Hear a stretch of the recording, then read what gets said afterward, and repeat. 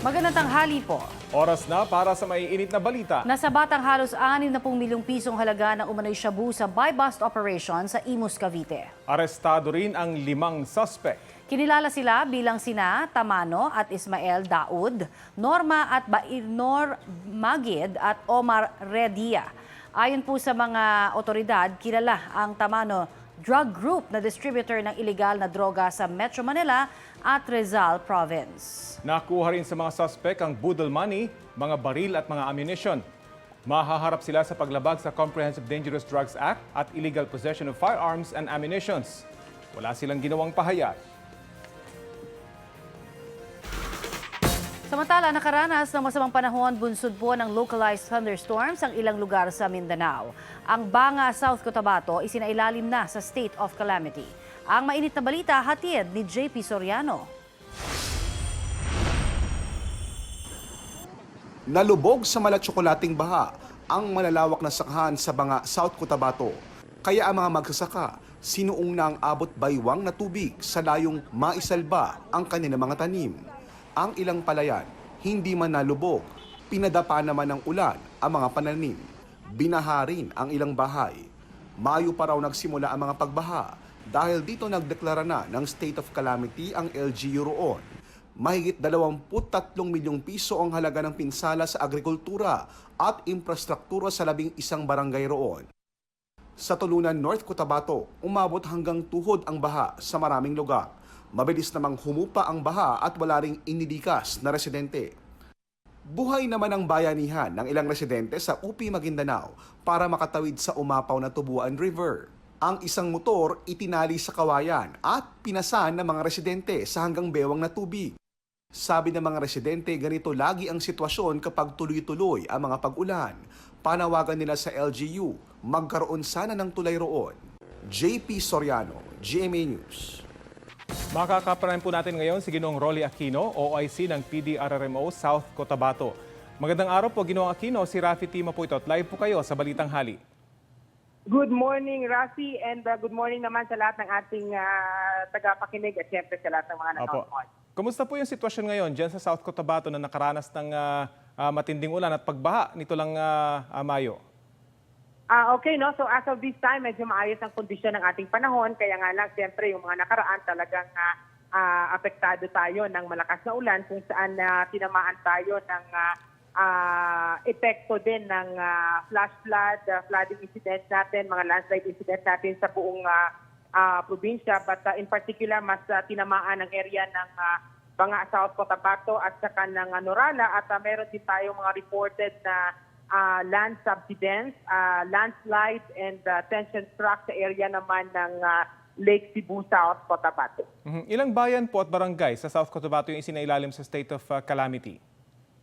As of now, no, ang reported pa lang natin na isailalim sa state of calamity ay ang bayan ng Tupi, South Cotabato. Meron tayong hinihintay na declaration ng state of calamity sa bayan naman ng Banga. However, nasa Sangguniang bayan pa po ito at hindi pa ito tuluyang inaprubahan. No? Pero meron na pong recommendation ang ating municipal mayor for the declaration of state of calamity sa bayan ng Banga dahil sa matinding epekto ng pagbaha. Nabanggit niyo po medyo maayos na yung lagay ng panahon dyan, pero may mga pamilya po bang nasa evacuation centers ngayon at ilan yung nailikas anitong kasagsagan ng mga pagbaha? Tama po, no? Sa bayan ng Norala, meron kaming nailikas nung madaling araw, nung nakarang araw, na umabot naman sa mga 230 families. Pero ngayon po ay dahan-dahan na rin silang nakakauwi sa kanilang mga pamamahay. Although meron na ulit tayong reported na incident kagabi na medyo tumaas ulit ang tubig at nakaantabay naman yung team ng ating Municipal Disaster Risk Reduction and Management Office. And siyempre, ang nakahanda din tayo for possible augmentation sa level naman po ng PDRRMO South Cotabato. Kumusta po yung supply ng relief goods at meron ho ba kayong pangangailangan? Baka may mga nanonood na gustong tumulong. Tama po, ano. So as regards to the supply ng ating mga relief goods ay meron pa naman tayong nakapreposition pero hindi na po ito ganun kadami, no. Actually po, humingi na tayo ng augmentation and na-forward na natin sa Sangguniang Panlalawigan ang pag-utilize ng ating trust fund na kahit papano yung pondong yun amounting to 8 million ay gagamitin natin for our relief operations. Pero sa ngayon po, nagtutulungan naman ang mga NGO natin, mga non-government organization, katulad ng Dole Philippines, ng Socotec 1, yung aming South Cotabato Electric Cooperative. Tumutulong na rin po yung ating DOST, Philippine Science High School, as regard to our augmentation sa mga food packs na kinakailangan ng ating mga residente na naapektuhan. Pero po, kung meron pong tulong dyan na pwedeng ipaabot sa probinsya ng South Cotabato, bukas po yung tanggapan namin. At sisiguraduhin namin na maayos ang ating liquidation nito at mailalatag natin ito sa mga residenteng talagang naapektuhan ng nasabing kalamidad. Gaano po kalaki yung naging epekto sa agrikultura nito mga pagbaha, mga palayan, yung ibang mga nasira eh?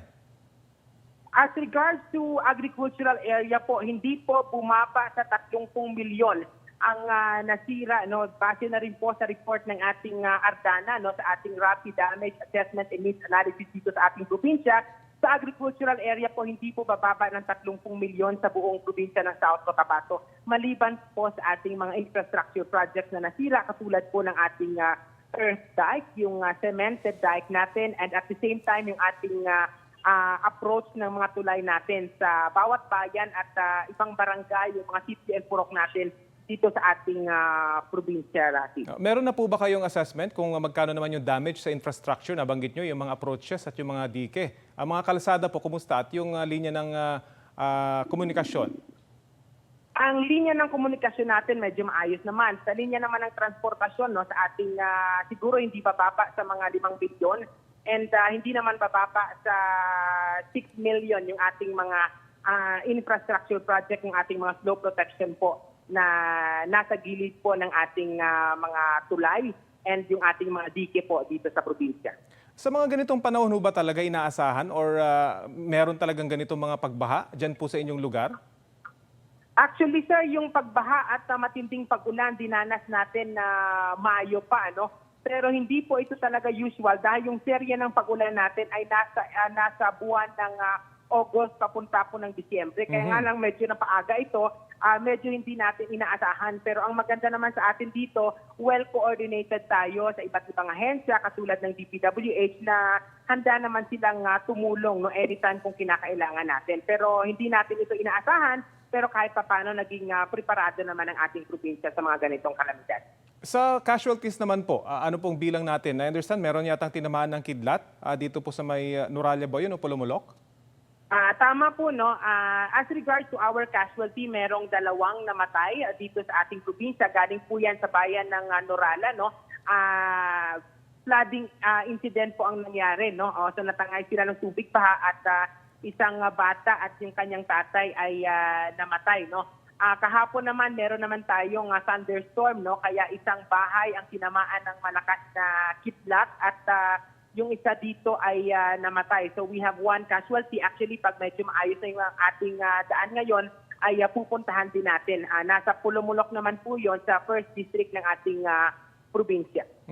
Baka meron po kayong mga panawagan sa inyong mga kababayan o kaya sa mga gustong tumulong po sa inyo. Nasa inyo po ang pagkakataon.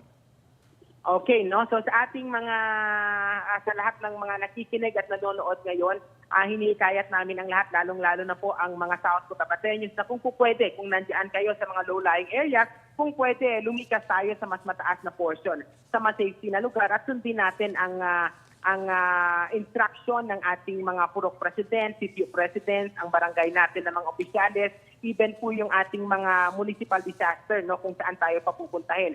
Pag sinabing forced evacuation, kailangan sa pilitan po yung pag-evacuate sa inyo. And siyempre, kung may mga mabubuting loob dyan at gustong magpaabot ng tulong dito po sa probinsya ng South Cotabato, ay bukas po ang tanggapan ng PDRRMO South Cotabato. On behalf of the Provincial Governor, maraming salamat po. Maraming salamat din po sa inyo at ingat po kayo. Thank you, sir. Si Ginoong Rolly Aquino, ang OIC ng PDRRMO South Cotabato. I am ready! GMA Weather, serbisyong totoo ng GMA News. Muli pong lumalakas ang hanging habagat Apektado ng habagat ang buong Luzon ayon po sa Pag-asa. Sa mga susunod na oras, asahan ng pag-uulan sa malaking bahagi ng Luzon at buong Visayas at Mindanao base sa rainfall forecast ng Metra Weather. Posible pong heavy rain sa Ilocos Region, Central Luzon, Mimaropa, Western at Central Visayas. Maging I am ready sa banta ng baha at landslide. Asahan din ng pag-uulan sa ilang bahagi ng Metro Manila. At yan ang latest mula sa GMA Weather. Magplano para sigurado I am ready. Serbisyong totoo ng GMA News. Para po naman sa latest sa lagay ng panahon, makakapanayan po natin si Ginoong Chris Perez, isang senior weather specialist ng Pag-asa. Magandang umaga po sa inyo, Ginoong Perez. Si Connie Season po ito. Magandang umaga rin, Connie, at sa ating mga taga-subaybay. Opo. Tama po sila, no? Kasalukuyan nga pong umiiral yung habagat dito sa ating bansa, kaya asahan ng mga kababayan natin.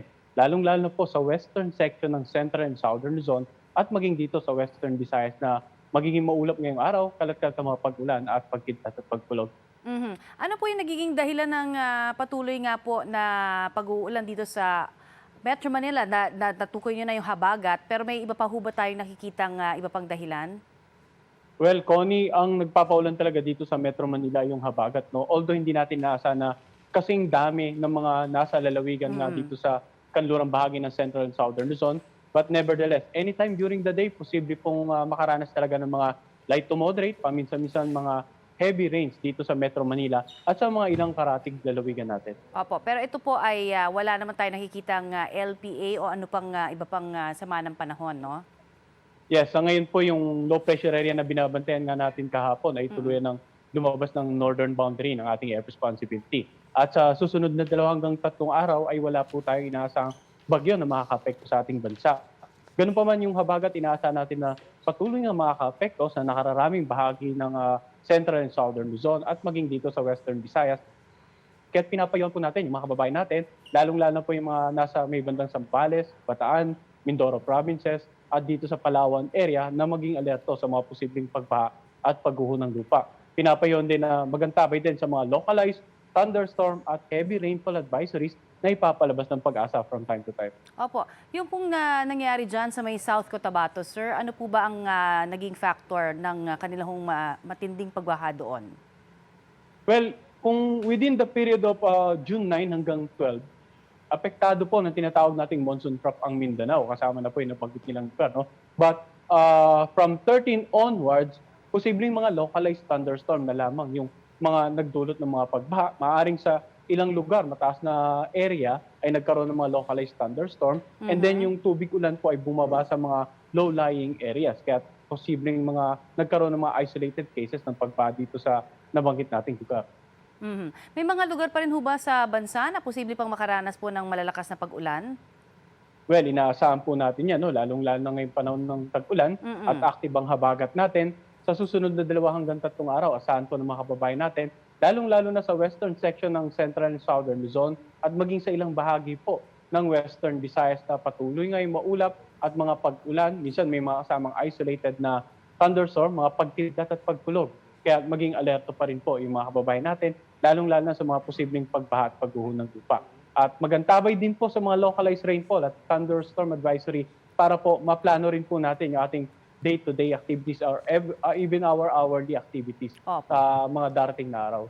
Alright, marami pong salamat sa inyo pong mga binigay sa aming detalye na yan. Meron pa ho ba kayong gustong sabihin pa na mga karagdagan pang paalala, lalong-lalo na ho doon sa siguro yung mga naglalayag o kaya ho kasi biglaan nga ito, hindi ba? Well, sa ngayon po ay wala tayong nakatas na gale warning pero dahil active ang habagat, inaasahan po natin na magiging katamtaman hanggang sa maalon talaga yung mga karagatan, lalong-lalo na dito sa northern at saka western seaboard ng Luzon at sa western seaboard ng Visayas. Kapag active yung habagat, inaasahan din natin na mas malaki yung posibilidad ng mga offshore thunderstorm activity na pwedeng magdulot ng biglaang malalakas na hangin na pwede rin magdulot naman ng biglaang pagtaas ng mga pag-alon. Kaya aside sa mga kababayan po natin na nandito sa western section ng Central and Southern Zone at Western Visayas, yung mga papalaot din po dito sa northern at western seaboard ng Luzon at maging sa western seaboard ng Visayas ay mag-ingat po, maging alerto sa mga offshore thunderstorm activity dahil active po yung habagat natin. Marami pong salamat sa inyong binigay sa aming oras, Ginoong Chris Perez ng Pag-asa. Makapal na fog ang sumalubong sa ilang umakyat sa Baguio City kahapon. Ang ilang pangunahing kalsada roon na balot ng fog kaya pahirapan ang pagbiyahe. Pinag-iingat ang mga nagmamaneho, pati na ang mga residente. Sa Baguio City pa rin nasagip ang 3 lalaki na nahulog sa isang tunnel. Ayon sa mga otoridad, 50 talampakan ang lalim ng tunnel. 2 sa mga biktima nawalan pa ng malay. Dinala sila agad sa pagamutan. Wala naman pang ibang detalye kung paano nahulog sa tunnel ang 3. Ilang pasyalan sa Maynila ang dinagsak kahapon, Father's Day. Ang ilang may dalang bata sa luneta sinita ng mga pulis. Marami pa sa mga bata walang face mask. Todo bantay naman ng mga pulis sa Baywalk para siguruhing sumusunod ang mga tao sa health protocols. Sa datos ng DOH kahapon, 57,679 ang active cases o nagpapagaling pa. Pinakamababang active cases sa loob ng 4 na araw. Dahil naman sa 5,803 new cases, mahigit 1,359,000 na ang total cases ng Pilipinas.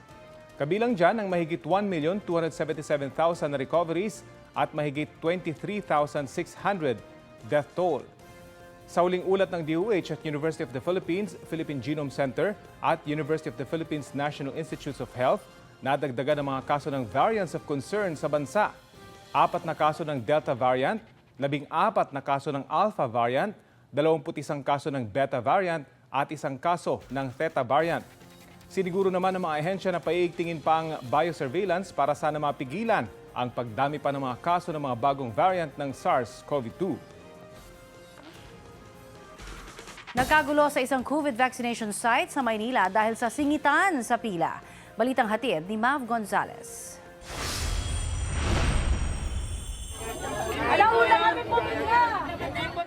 Nagkagulo ang ilang residente sa Santa Ana Elementary School na isang vaccination site sa Maynila.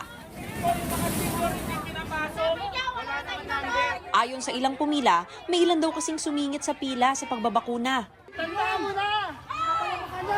Nakapasok sa pangalawang gate ng eskwelahan para makalusot ang mga sumingit umano sa pila. Nagpapasok sila kahit wala sa pila. Kami kanina pa alas 2, hindi gumagalaw ang pila kasi sabi nila wala nang gamot. Paglilinaw ni Dr. Julius Manalad ng Manila Health Department, meron kasing mga residente na mas maagang pumila at nang makakuha ng number ay umalis muna at bumalik na lamang sa mga vaccination site. Sa vaccination site naman sa Francisco Benitez Elementary School sa Tondo, problema rin ang kawalan ng social distancing sa pila. Alas 3 pa lang ng madaling araw, nagdatingan na ang mga tao. At sa isang punto, umabot sa halos 300 metro ang haba ng pila. Hindi magkanda-ugaga ang MPD SWAT team sa pagpapaalala sa social distancing. Ang ilang senior citizen, nagtiyaga rin sa pila kahit mainit. Nasa 1,000 doses lang ang nakalaan sa naturang paaralan, pati sa 21 pang ibang vaccination sites sa lungsod. Samantala, pumirma ang Pilipinas sa pinakamalaking COVID vaccine procurement natin ngayong taon. 40 million doses ng Pfizer-BioNTech vaccine. Ayon kay Vaccine Czar at National Task Force Against COVID-19 Chief Implementer Secretary Carlito Galvez Jr., pinirmahan nila ni Health Secretary Francisco Duque III ang supply agreement sa Pfizer. Paliwanag ni Galvez, kumonti na ang demand sa bakuna sa malalaki at mayayamang bansa dahil nabakunahan na nila ang marami nilang mamamayan. Kaya nakapag-commit na sa Pilipinas ang Pfizer ng bulk shipment simula Agosto. Unti-unti na rin daw darating ang mga bakunang in-order ng pribadong sektor. Nauna na po ang Filipino-Chinese Chamber of Commerce. Nakuha na po nila yung 500,000 na delivery ng CoronaVac na galing po sa China. At susunod na po yung private sector na nag-order ng Moderna. And shortly thereafter, sa susunod na buwan, yung unang delivery po ng AstraZeneca para sa pribadong sektor. Pinag-aaralan pa naman daw ng IATF ang protocols para sa mga papasok sa Pilipinas na binakunahan na sa ibang bansa. Hindi pa kaya ng pamahalaan na i-garantiya na yung binibigay na impormasyon ng bumibiyahe at dumarating dito na nabakunahan na sila sa ibang bansa, wala pa tayong authentication method. So hindi po natin sigurado kung totoo man ito o hindi. Kaya yun yung iniiwasan. Mav Gonzalez, GMA News. Mas agresibong contact tracing at agarang testing daw ang prioridad ngayon ng Metro Manila Council sakaling kumalat pa ang Delta variant o dating India variant.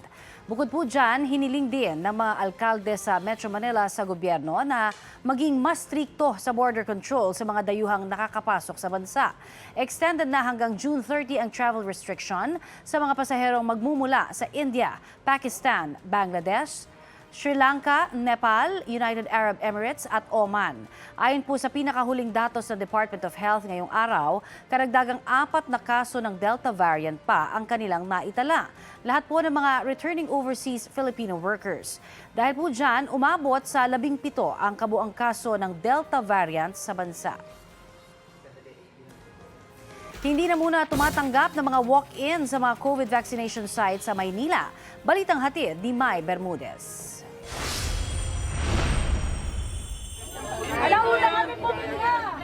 Matapos magkagulo kahapon, eto na ngayon ang Santa Ana Elementary School sa lungsod ng Maynila. Wala nang mahabang pila kaninang madaling araw. Medyo, opo, nagkagulo po talaga dahil sa kagustuhan nilang mapabakunahan, talaga pong pinilit po nilang pumasok. Ngayon, pinauwi na mga walang natanggap na text message mula sa Manila COVAX. Nakalagay po yung pangalan ninyo, nakalagay din po yung date. June 21, 2020. Yun po yung kailangan. Wala pong ibang panggagalingan. Ang electrician na si Julius, umabsent pa sa trabaho, pero naiintindihan daw ang bagong sistema. Maganda siguro ngayon dahil para hindi maiwasan yung dikit-dikit na tao. Ganun. Wala ring siksikan sa Jacinto Zamora Elementary School sa Pandacan, Manila. I think supposed to be ganun naman talaga dapat. From the start pa lang kasi ako nag-pre-register. Then, yun na yung nakalagay na maghintay lang ng text, ng schedule na So, inisip ko, baka may schedule na nga na per person. Sa isang mall sa Maynila, hindi rin mahaba ang pila sa bakunahan. Nakatak ng bakunahan ang miyembro ng A2 at A4 priority groups sa 4 na mall sites na may nakalaang tig 2,500 doses ng bakuna. Samantalang ang mga nasa A1, A2, A3 at A5 priority groups naman ay makakatanggap ng COVID-19 vaccines sa 18 vaccination sites pero tig 1,000 doses lamang ang nakalaan. Mai Bermudez, GMA News. Maagang pumila ang mga gustong magpabakuna sa Caloocan. Ilan po sa kanila na dati may alinlangan, nahikayat na ring magpa-COVID vaccine.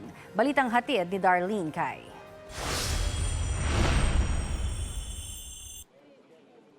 Inulan ang mga maagang pumila para magpabakuna rito sa Caloocan Central Elementary School, kaya nakisilong muna sila sa tindahan sa tapat ng eskwelahan. 3:00 pa lang kasi ng madaling araw, mayroon ang pila. Isa sa unang pumila si Valerie na kabilang sa A5 Priority Group bilang miyembro ng 4Ps. Protection na rin po para sa kalusugan kasi po may baby din po ako. Para sa may virus po na bago, di ba? Kaya panlaban na rin. Ang 70 taong gulang na si Nanay Melchora may pag-aalinlangan noong una pero di na rin siya makapaghintay mabakunahan ngayon. Mahilig ako sa mall eh. Tsaka uwi kami ng Davao kasi nandun yung anak ko. Kaya nagpursige na rin ako na magpabakuna ngayon. Kasi nga nakakatakot din pagka wala kang bakuna. Bukod dito sa Caloocan Central Elementary School, may 6 na iba pang vaccination sites sa Caloocan na nagbibigay ng unang dose ng COVID vaccine para sa medical frontliners, senior citizens may ibang sakit o comorbidities at kasama sa mas mahihirap na populasyon. May 10 namang vaccination sites na nagbabakuna rin sa mga economic frontliners o essential workers. Tuloy-tuloy din ang pagbibigay ng ikalawang dose ng bakuna. Darlene Kai, GMA News.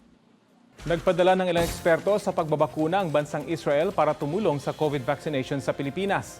Kahapon, sinalubong sina Dr. Abraham Ben-Zaken, Dr. Adam Zegal at Dr. Daphna Segol sa NAIA ni Vaccine Czar Secretary Carlito Galvez Jr. Nagpasalamat si Galvez sa tulong na ito ng Israel.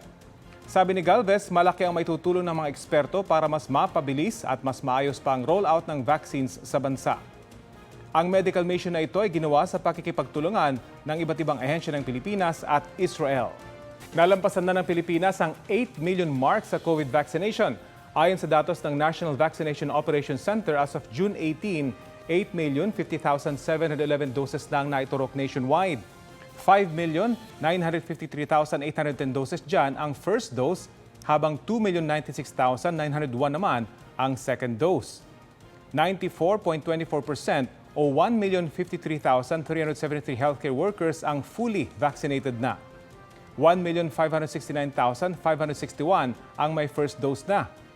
Sa A2 category o senior citizens, 1,939,599 na ang may first dose, habang 536,476 ang fully vaccinated na. 2,005,206 naman sa A3 category o persons with comorbidities and may first dose na habang 498,925 ang naka-second dose na. Ayon kay Vaccine Czar Secretary Carlito Galvez Jr., posibleng makamit na ng Pilipinas ang population protection sa pagtatapos ng 2021. Sa ngayon, nasa 113 million COVID vaccines doses na ang pinili ng Pilipinas, bukod ito sa 44 million doses na donasyon mula sa COVAX facility. May 16 million doses din daw ang under negotiation pa sa Novavax at Johnson & Johnson ng Amerika. Extended po hanggang December 31 ang libreng sakay sa EDSA Bus Carousel. May ulat on the spot si Alan Gatus ng Super Radio DZBB. Alan? Rapi, ikinatuwa ng ilang mga pasahero ng EDSA Bus Carousel ang pagpapalawig ng Land Transportation Franchising and Regulatory Board o LTFRB sa libreng sakay hanggang sa December 31, 2021.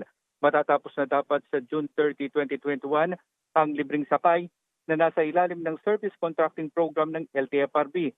Dahil sa extension, patuloy na makakaasa ang mga pasahero sa EDSA Bus Carousel ng libreng sakay hanggang sa katapusan ng taon. Ayon sa ilang pasahero, malaki ang maitutulong ng libreng sakay para makatipid sila sa araw-araw na pasahe. Sinabi naman ng ilan na magandang hakbang ito habang sinisikap ng iba na makabangon mula sa dagok ng pandemya. Sa tala ng LTFRB, noong June 14, may 182,000 ang bilang ng mga pasaherong sumakay sa EDSA Bus Carousel. Mas mataas ito sa 41,000 na ridership na initala noong March 2021 bago ipatupad ang libreng sakay. Nangako rin sa LTFRB ang dalawang kumpanya na nagpapatakbo ng EDSA Bus Carousel na magdaragdag ng unit. Aabot sa mahigit 30 unit ang inaasahan na madadagdag sa EDSA Bus Carousel. Rabi? Maraming salamat, Alan Gatus ng Super Radio DZBB. Samantala, wala raw dapat ipangamba sa nakaambang brownout sa ilang parte ng Luzon sa mga susunod na linggo. Ayon kay Department of Energy Undersecretary Wimpy Fuentebella, sa panayam ng unang hirit, may mga pulisiya na kasing nabuo kaugnay nito. Una na raw ang competitive selection process o yung pagbili ng distribution utilities ng kuryente tulad ng Meralco. Makikita na rito kung ilan na ang mga kukonsumo ng kuryente. Sunod daw ang ancillary service o reserbang kuryente. Tinatalakay naman dito kung ilan ang dapat bilhin ng system operator tulad ng NGCP. Pangatlo raw ang grid operations at maintenance program o pagtatakda ng schedule ng preventive maintenance ng mga planta. Sa mga panahong ito, pinagbabawalan din nila ang mga empleyado na lumiban mula Abril hanggang sa Hunyo.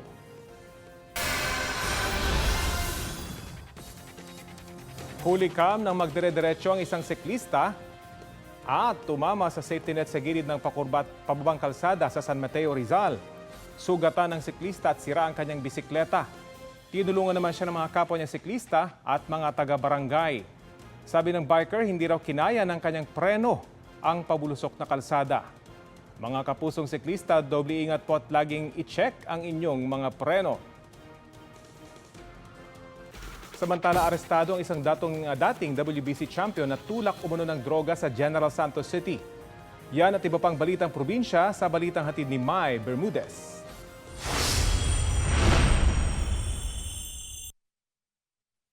Arestado sa buy-bust operation ng dating WBC champion na si Eden Sonsona sa General Santos City. Ayon sa pulisya, matagal na nilang minomonitor ang boksingero dahil sa umunoy pagtutulak ng droga. Sabi rin daw ng kanyang mga kapwa boksingero, matagal na nilang sinasabihan si Sonsona na itigil na ang bisyo dahil doon na lang napupunta ang kanyang pera sa boxing. Nitong March 17, 2021 ang huling sabak sa ring ni Sonsona pero siya ay natalo. Hindi na nakuhanan ng pahayag ang suspect dahil bawal sa kulungan alinsunod sa kanilang health protocols. Sa General Santos City pa rin, patay ang isang rider. Sugatan ang kanyang angkas na tumilapon sa kalsada. Ang nakabundol sa kanilang SUV, binangga pa ang isang pickup. Ang pickup umikot-ikot at nakasagasa sa rider. Napag-alam ang government vehicle ang SUV na nakarehistro sa Sarangani Provincial Capital. Walang pahayag ang SUV driver na nahaharap sa mga reklamong reckless imprudence resulting in homicide, damage to property at driving under the influence of alcohol. Ninakaw naman ang isang nakaparadang motorsiklo sa Giginto, Bulacan. Kita sa CCTV ang lalaking umaaligid sa nakaparadang motor sa barangay Ilang-Ilang. Ilang saglit pa, umupo na siya sa motor at kinalikot ang susian. Nang mapaandar ang motor, humarurot na siya palayo. Nag-alok ng may-ari nito na si Angelica Martin Hernandez ng 25,000 pisong pabuya sa sinumang makapagtuturo sa kinaroroonan ng kanyang motorsiklo. Mai Bermudez, GMA News. Samantala, may espesyal na pagdiriwang ng Father's Day ang mga pulis sa San Enrique, Negros Occidental. Ito po, sinorpresa nila ang ilang magsasakang tatay na kumakayod pa rin kahit araw ng ama. Hatid nila po ang supot na may lamang pagkain at tubig sa ilang sakahan. Napawi ang pagod at napalitan naman ng ngiti ang mga mukha ng mga magsasakang tumanggap ng kanilang sorpresa. Umaasa naman ang San Enrique Police na sa simpleng handog nila ay naipadama nila ang Father's Day sa mga magsasaka. Kinumpirma ni Acting Nationalist People's Coalition Chairman at Senate President Tito Soto na tatakbo sa pagkasenador sina dating Senadora Loren Legarda at Cheese Escudero sa eleksyon 2022. Kasalukuyang House Deputy Speaker at kongresista ng distrito ng Antique si Legarda, habang gobernador naman ng Sorsogon si Escudero. Wala pang pahayag ukol dito ang dalawang dating senador. Samantala, handa raw suportahan ng Liberal Party ang hindi taga-partido kung hindi tatakbo si Vice President Leni Robredo sa pagkapangulo. Yan ang sinabi ni LP President Senator Francis Pangilinan. Sang-ayon daw siya sa panawagan ni Robredo na magkaroon ng iisang kandidato laban sa pambato ng administrasyon. Nasungkit ng College of St. Benilde at San Beda University ang gold medal sa NCAA Season 96 Speed Kicking Competition. Si Victor Emmanuel Rodriguez ng CSB ang nanguna sa Juniors Welterweight Division na sinundan ng Emilio Aguinaldo College at SBU. 5 kalaban naman ang pinataob ni Luel Mamaklay ng SBU para makuha ang ginto sa Middleweight Division. Una nang nakasungkit ng gold medal ang Colegio de San Juan de Letran SBU at Lyceum of the Philippines University sa iba pang weight divisions. Samantala, nasunog ang isang malaking bahagi ng commercial building sa Cartimar sa Pasay. Ayon po sa BFP Pasay, nagsimula ang apoy sa isang tindahan sa second floor ng gusali. 7:15 kagabi, iniulat sa kanila ang sunog at idineklarang fire out ng 9:04 p.m. Walang naiulat na nasawi o sugatan sa insidente. Kalahating milyong pisong halaga naman ang pinsala sa sunog. Inaalam pa ang sanhi ng apoy at patuloy rin po ang investigasyon. Paalala po mga kapuso, huwag pong magpapaloko sa mga online advertisement na nagpapabayad sa pag-aalok ng passport appointment slots at iba pang dokumento. Sabi ng DFA, dumami ang mga dumulog sa kagawaran ng mga nabiktima ng modus na pagkakaroon ng appointment slots online nitong mga nakaraang linggo. Paglilinaw ng kagawaran dapat ay sa official website lamang ng DFA na www.passport.gov.ph magpa-appointment para sa passport. Dahil naman sa dami ng mga nagpapa-appointment, magdaragdag na rin ng 10 pang satellite temporary offices ang DFA. Simula rin kasi na mag-pandemic, maraming DFA offices sa mga mall ang pansamantalang isinara. Nagdaos ng kauna-unahang Lechon Festival ang Pagadian City sa Zamboanga del Sur. Bukod sa mamula-mula at katakam-takam na classic lechon, may kulay itim at berde rig lechon na ibinida sa pista. Mahigpit namang ipinatupad ang health protocols. Meron din mga lechon with special design. May lechong ala doble cara dahil dalawa ang kulay. May ala tiger at zebra naman dahil sa stripes design. May pangbagong taong ding lechon with polka dots. Sabi ng lokal na pamahalaan, nais nila makilala ang lungsod hindi lang sa kanilang mga tourist spot, kundi pati na rin sa kanilang masasarap na lechon. Isa pong Pinoy student sa New York ang hinahangaan matapos graduate na summa cum laude sa isang prestihiyosong universidad sa Amerika. Marami man daw siyang hinarap na pagsubok ay hindi siya natinag para abutin ang tagumpay. Ang kanya pong kwento sa Balitang Hatid ni Corinne Katibayan.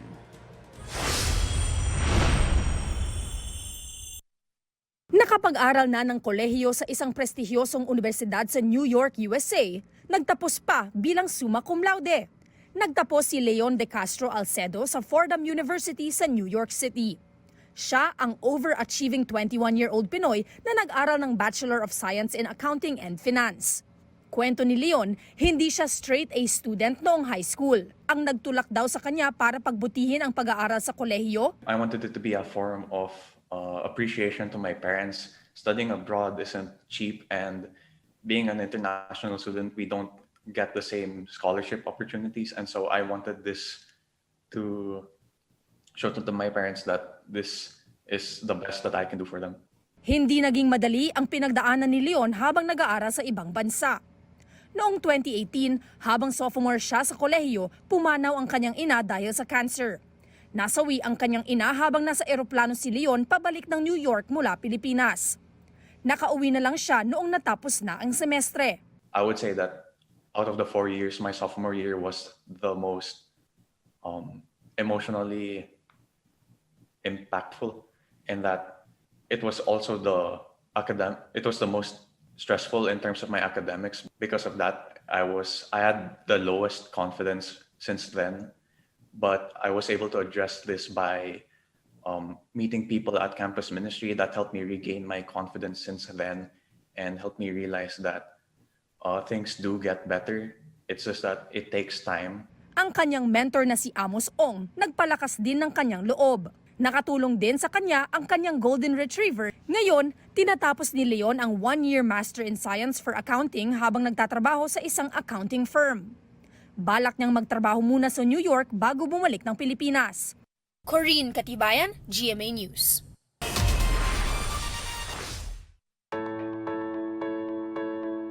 May bagong biling bahay ang mag-asawang Lovely Abella at Benj Manalo. Ang ipinambili nito, katas ng online selling. Tandang-tanda pa raw nila kung paano nagsimula ang kanilang online business noong June last year. Dahil sa pandemic, naapektuhan daw ang kanilang trabaho bilang artista at kung ano-ano ang naisip na racket. Ako ng maging fitness trainer, nagpa-certified po ako. Tapos hanggang sa one time, pumasok kami sa room, yung lagayan ng bags ko natumba. Nung sinabi niyang, ibenta mo nga yung mga bags mo na yan, ang dami-dami na. Ngayon sabi ko, gusto mo ibenta ko. So nilagay ko lang po yung phone ko, sakto, dun lang po, nilagay ko lang dyan. Okay, mag-online selling ako. Pasok, mga suki. Yun na po, nagsimula na po. Kumuha na rin si Lovely ng mga gamit sa mga kapwa-artista at ibinenta na rin niya online hanggang sa dumami na raw ang mga lumapit sa kanyang ibang sellers. Dahil natamaan sila ng pandemic at wala ang bumibili ng paninda nila, sa akin na nila pinapabenta. Hanggang sa lahat po ng mga gamit namin ngayon na binibenta is consignment lang po. So basically wala po kami nilalabas na puhunan. Noong una, silang mag-asawa lang ang nagtutulungan sa online business. Pero dahil dumami na ang kanilang kliyente, may mga staff na rin daw sila na nakatira na rin sa kanilang bahay. Hindi nga raw nila akalain na sa loob lamang ng 1 taon, lalago ang kanilang negosyo at makakabili pa sila ng house and lot. Nakasalukuyan na raw nilang pinapa-renovate bago nila tirhan. Pero love pa rin naman daw nila ang acting kaya hindi naman nila iiwan ng showbiz. Si Lovely napapanood pa rin sa Bubble Gang.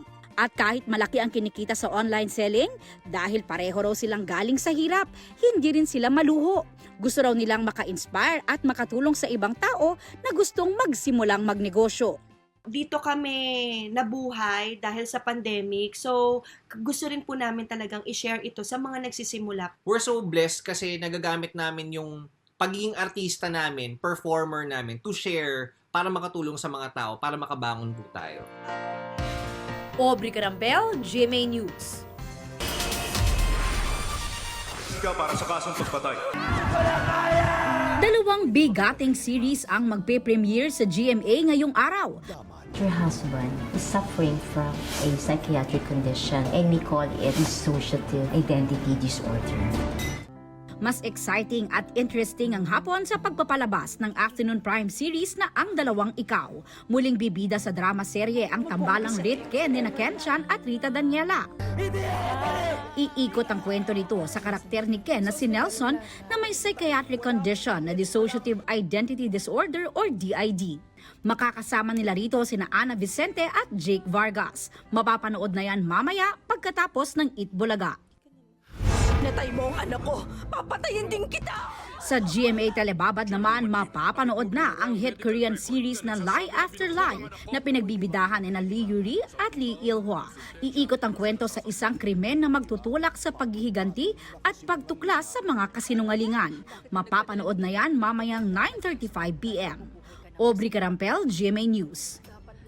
At naway nabusog po kayo sa may init na balita sa oras na ito. Araw-araw pong tumutok sa Balitang Hali para sa mga balitang walang kinikilingan, walang pinoprotektahan. Walang kasinungalingan, serbisyong totoo po lamang. Mula po sa tahanan ng katotohanan, ako po si Connie Season. Buong puso para sa Pilipino. Ako po si Rafi Tima. Ang inyong mga kasalo dito sa Balitang Hali.